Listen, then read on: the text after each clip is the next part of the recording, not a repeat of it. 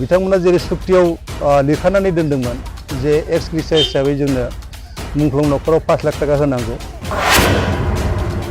नाथाय जोङो बेखौ 6 मासखौ नेनानै दा 6 मासनि उनाव बेसेबां मास थांखो बिथांमोनहानो हिसाब दङ। दा दिनैसिमाव गैया आरो। क'क्राझार जिल्लानि बिसमुरियाव एनडिएफबि मुंख्लं न'खर आफादनि सावराय जथुम जालाङो।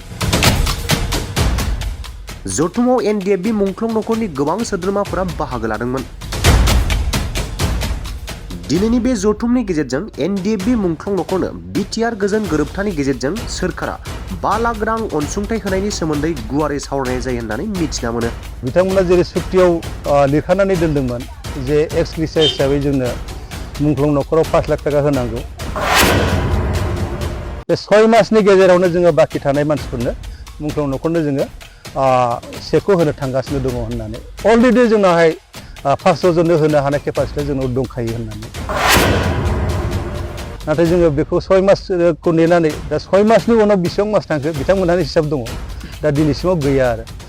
मख'नो गोनांदि सोरखारनि बे अनसुंथाइखौ खायसे मुंख्लं न'खरफोरा मोननो हादोंब्लाबो दासिम गोबां एनडिएफबि मुंख्लं न'खरा मोननो हायाखै होनना क'क्राझार जिल्ला एनडिएफबि मुंख्लं न'खर आफादनि लेङाइ आफादगिरि अशिष कुमार ब्रह्मआ बुङो।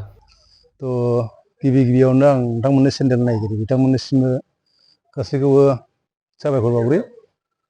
लोगोसे आङो बेखौ बुंनो लुबैदों जे जायफ्रा नोंथांमोननि फल'वार्स आरो बिथांमोना जेन' सुस्थ' मावगासिनो नोंथांमोननि चेनेलखौ नायबाय थानो हायो बिनि थाखाय। दिनैनि दिनाव जोङो नैबे बिसमुरिनि मोनसे कमिउनिटि हलाव जथुमनायनि उद्देश्यआ बेनो जोङो एनडिएफबि मुंख्लं न'खरनिफ्राय जोङो मोनसे सावरायमेल खुंदों आरो बे सावरायनायनि मेन उद्देश्यआनो जाहैबाय जों माने जेरै जोंहा दफाफोराव थाखानाय हिसाबै जे एक्स ग्रेसिया हिसाबै जोंहा 5 लाख टाका मोनफुंनांगौ आरो लोगोसे थैनाय न'खरनिफ्राय जोङो साख्रि मोननांगौ आरो फारसेथिङै जोङो थैनाय जोंनि बिदा फंबाय एनडिएफबि मुंख्लं एनडिएफबिफोरनि मोनसे गोख्रों खाम्फा गायसननांगौ।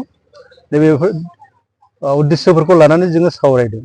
मानो होनोब्ला जोङो दिनैसिमाव 3 बोसोरखौ जोङो नेबाय जे दानि बिटिआर एकर्ड जाखांनायनि उनाव दा बिथांमोनहा जेरैनाखि दफाफोराव दङमोन बिथांमोना जेरै सुक्तियाव लिरखानानै दोनदोंमोन जे एक्स ग्रेसिया हिसाबै जोंनो मुंख्लं न'खराव 5 लाख टाका होनांगौ आरो गोथाङै थांना थानाय एनडिएफबि बिथांमोननो 4 लाख टाका अनसुंथाइ होनांगौ।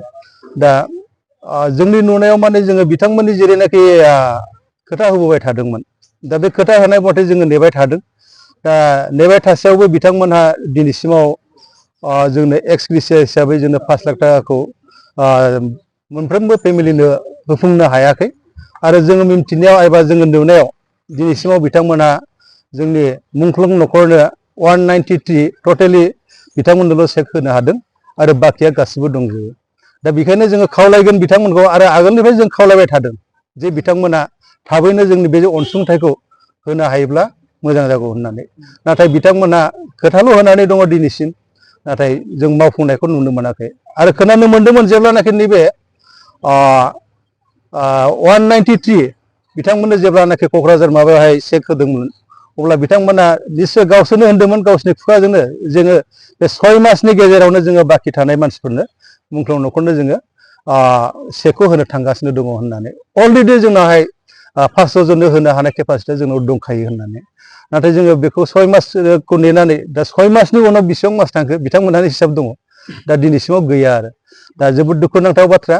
दा बिथांमोनहा मानि थाखाय दा दिनैसिमावबो बे एक्स ग्रेसिया हिसाबै होनांगौखौ होआखै। दा जों बेखायनो बिथांमोनखौ गले गले खावलायगोन बिथांमोना इमिडियेटलि जोंनो बे एक्स ग्रेसिया हिसाबै जेयानाखि सुक्तियाव दंखायो बे हिसाबै होनांगौ आरो लोगोसे मुंख्लं न'खरनो बिथांमोना न'खरफ्राव जाय जेरै रोंगौथि दङ बे हिसाबै बिथांमोना साख्रियाव सोनानै होनांगौ। दा जोङो नुनो मोन्दों निउसाव जे गोथाङै थानाय एनडिएफबि बिथांमोननो साख्रि होसिगोन होननानै, नाथाय बेबो फारसेथिं जोबोद दुखुनांथाव। दा जोङो नुनायाव जोंनि खोनानायाव बिथांमोना मा पार्सेन्ट हिसाबैसो लानानै फैदों, 2% हिसाबै। बेयो जोबोद दुखुनांथाव बाथ्रा। 2%ल' जुदि होनो हायोब्ला दा बिथांमोननो 2% जुदि खथाखौ लाबोनो हाबायब्ला मुंख्लं न'खरनो बेसेबां खथा होगोन बिथांमोनालाय? बेबो मोनसे जोंनि थाखाय सोंथि दङ। आरो आंनि थाखाय बा जोंनि न'खर मुंख्लं एसोसिएसननिबो जोङो बेखौ जों दुखु फोरमायगोन जे एक्स एनडिएफबि बा मुंख्लं न'खरनि थाखाय पार्सेन्ट हिसाब थानो नाङा बेवहाय 1%, 2%, 4% बेफोरबायदि पार्सेन्ट हिसाब थानो नाङा एक्स एनडिएफबि हिसाबै बिथांमोना साख्रि मोननांगौ आरो बिथांमोना बेखौ सुक्ति हिसाबै मानिनानै लानांगौ दा पार्सेन्ट हिसाबै जुदि बिथांमोना 1%, 2% जुदि साख्रि होनो जुदि सुक्ति जायोब्ला बे बेसेबां गोबाव सम नांगोन नंगौना नङा बेयो जोंनि थाखाय मोनसे सोंथि आरो फारसेथिं दुखुनांथाव बाथ्राया बेनो जे जोंहा मुंख्लं हिसाबै जोंहाबो मोनसे डिमान्ड दङ दिनै बिथांमोना बुंदोंमोन गावसिनि खुगाजोंनो जों जेब्लानाखि थांदोंमोन हाग्रा बिफाननि इएम बिथां सारनाव दा बिथाङा गावनि खुगाजों होनदोंमोन जे जोङो एबार नोंथांमोननो 200 जननो जों साख्रि होनो हागोन होननानै थ' 200 जननि साख्रिखौ जुदि होनो हागोन होननानै बुंदोंब्ला थ' बिथांमोना 200 जनखौनो होग्रोथों बेयावबो जोंहा गोजोननाय दं नाथाय जों नुनो मोनबाय दिनैसिम बे 200 जन जे बिथांमोना गावनि खुगाजोंनो बुंनानै लादों जे जोङो 200 जनखौ नोंथांमोननो होगोन बेखौ जोङो होनो हागोन अके जोंबो मानिदों आरो जों बिथांमोननाव जों प्रतिबादबो खालामाखै जा जोङो बेखौनो खावलायगोन बे 200 जन जे खोथा होदों बे 200 जननो बिथांमोनाबो जोंनि मुंख्लं न'खरनो साख्रिखौ होग्रोनांगौ होननानै जोङो खावलायगोन आरोखि आरो फारसेथिङै जोङो बारे बारे खावलायगोन जे बिथांमोनहा माने नैबे डिसेम्बर